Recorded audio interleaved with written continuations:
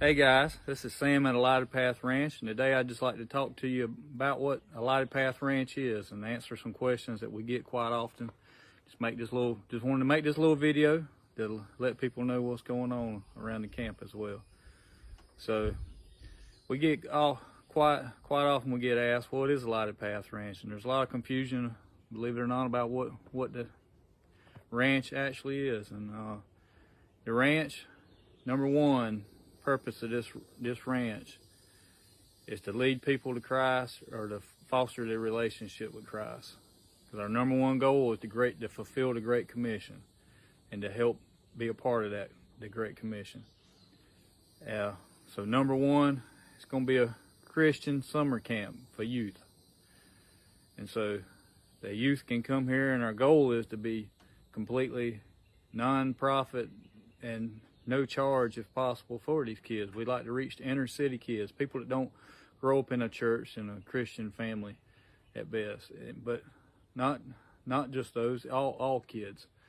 But we want to bring them here, let them get in tune with nature, with God's creation, get them on one-on-one level with them, with the animals, so we can reach them and talk about Christ. And maybe even lead them, if nothing else, plant that seed of Christ. And if they already have a relationship with Christ, the goal then would be to foster that relationship, because they're tomorrow's leaders, our children. And we want this, they can go out amongst the nations, or whatever they're called to do, as the Great Commission request of all Christians in a Bible-believing church. So that's our number one goal. So number one, there's three parts to this ranch. Number one is the Christian Youth Summer Camp. Okay, so that's only 16 weeks a year. We got a whole year to fill, right? And while we're building this, it has to be filled, because we're still missionaries after all. So number two, it's going to be an operating ranch with the sole purpose of just creating enough revenue to keep the animals fenced in and keep them fed and keep them healthy, so they can reach those kids on them 16 weeks. And then number three, it's going to be a respite spot with some 4-season cabins, so pastors and their families, other missionaries that are traveling across, domestic missionaries that are traveling across the U.S., can have a spot to stop with their RV or to stay in a 4-season cabin at free of charge. We've been there, and we want to help others that are like-minded and doing the same thing. And again, it all leads back into the Great Commission, because if we can help those that are out there actively seeking to fulfill the Great Commission, then we're a part of it as well in that aspect. And also, it'll be a good spot for people to come, because we got Bankhead National Forest, we got Smith Lake, there's hunting, boating, hiking, fishing, swimming, all right within this area. Numerous sites and stuff, historical sites and stuff to see. It's a great area. Plus, it's beautiful country here in these hills. So it'll be a good place for people to come. Now I get asked a lot, what is there left to build? How long is it going to take? Okay, how long is it going to take? No idea. Only God knows that. All I know is I'm amazed each year about what we get done in that year. And my goals are never met, because my goals are always too lofty. I have a purpose in my life to set my goals higher than I know I could ever obtain. So I'm surprised at how close I come, and it makes me reach higher and push myself. So only God knows when it's going to be done. All I can tell you is there's a lot of work left to be done. The buildings that we've got to some stage of completion at the time, we got the Bobby Bunkhouse.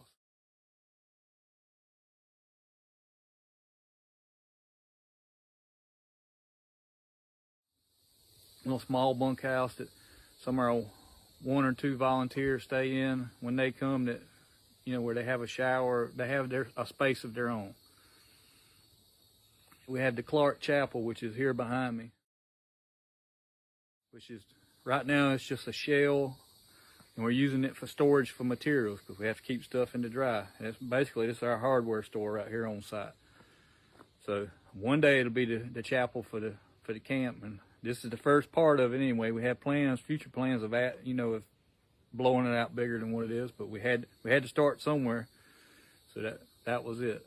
Then we have the Vampire Barn, which is not your ordinary barn. It's fully insulated, full kitchen, shower, restroom, heat pump, and it sleeps up to 10 people in very cramped quarters on air mattresses, couple foam mattresses, but mostly air mattresses and real tight bunk. But it's doable for small groups to come in and stay. And sometimes, if it's more than 3 people to stay. All right. And then we got, let's see what else we got. We got the shelter. This year we put in a basement shelter that serves as our safe spot to go for us and the volunteers, for my family and the volunteers. And when the camp's done, it'll still be a spot for when campers are up on the top of the hill, they'll have somewhere closer to get into a tornado shelter, because we do have tornadoes here in northern Alabama quite often. And then we also have to put in another shelter in the future down where the cabins are going, so they'll have somewhere close for those. Let's see, and then we got the intern cabin that's going on right.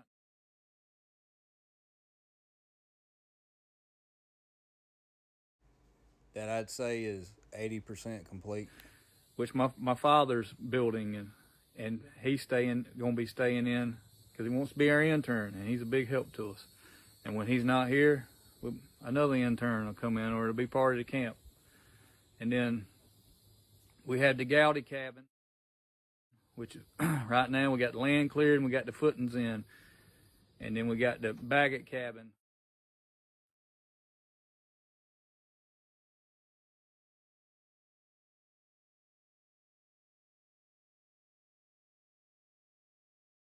Which is going up across the creek from the Gowdy cabin. Gowdy's is a boys' cabin. Baggett is named after Miss Baggett. It's a girls' cabin. Then we got the sawmill shed, which is 90% complete. We have nothing that's complete, by the way. We just get close and keep working on them and work on what we can, when we can, how we can, with what materials that God provides for us. So those are out of the ground in some stage or the other. And then we got at least 3 more. People want to know how many cabins. My vision is pretty clear the Lord's gave me, but not how many cabins. And this is something I hope continues to grow as the years go on once it's open, So at least 3 more cabins of each, boys and girls. We're going to need a dining hall to feed these people. So that's a big expense because of the commercial kitchen involved and everything. Also, another big expense is the septic system that has to go in, because it's larger than like for a normal house, which is not cheap in its own self. But it has to go in for the cover the dining hall, and also the shower and restroom facilities, which is another expense. So keep those in mind. Then we had solar donated to us, solar panels and the gear work for it. So we got those. We've got 1 solar array up there. It's not wired, it's just built and up. We have 2 other that footings are in the ground for them, and we got to build them. And then I think we got 2 more to go up after that, which are what they are. The solar arrays are sheds that'll be used for the livestock, and the whole roof's lined with solar panels, which feeds power to this camp.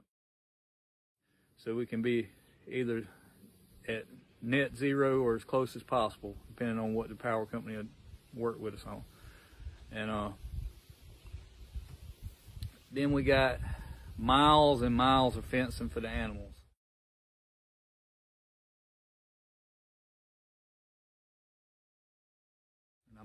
And that may not seem like it has anything to do with anything, but without the animals, the animals are key to this camp. Right now, they're key to me and my family's survival, because it provides food for our family, but it's going to continue to provide for this camp, and it provides that key into those kids, that way to open that door to get them to pay attention, you might say. And that's part of the grand scheme here. So this is going to be like a Western ranch style camp. All the buildings are going to fit that theme, like a mining camp, because they're going to be down in a hollow holler on the hillsides and all. That Western theme, and we're gonna have archery and, you know, shooting sports like with BB guns, plinking and stuff like that for the kids. We're gonna have zip lines. That's just stuff that I've come up with, if I'm even a part of it. All I know for sure is God's called me to build it, and I'm gonna be obedient, and me and my family are gonna build it. And if we lease it off to another Christian organization to run, then so be it. Whatever the Lord tells us to do when the time comes. But in the meantime, I'm making plans on what I want to do with it, as far as the way it's run. And then let's see, we got roads to clear. We got to build a road into the dining hall, to the kitchen, to get propane trucks and food service trucks and stuff like that in there. We got, which is uncleared land. This land was totally wooded when we got it. There's a good bit cleared, but we're working with small equipment and chainsaws, and then you have to maintain what you clear. That's the catch-22. That once you clear it, then you add more work to your workload, and keeping it brush cut and keeping it mowed and turning it into pasture land. There's a lot of work involved in that. So we still got that, and like I said, miles and miles of fence and posts to put up, and then we also have a small bridge that has to go in across the creek. There's just, and this is probably only a small sliver, just things I can think of right offhand. But the only way this happens with you guys' support. You support us in prayers, number one, because that's the only thing that keeps us going. I'm gonna be honest with you, it's the prayers.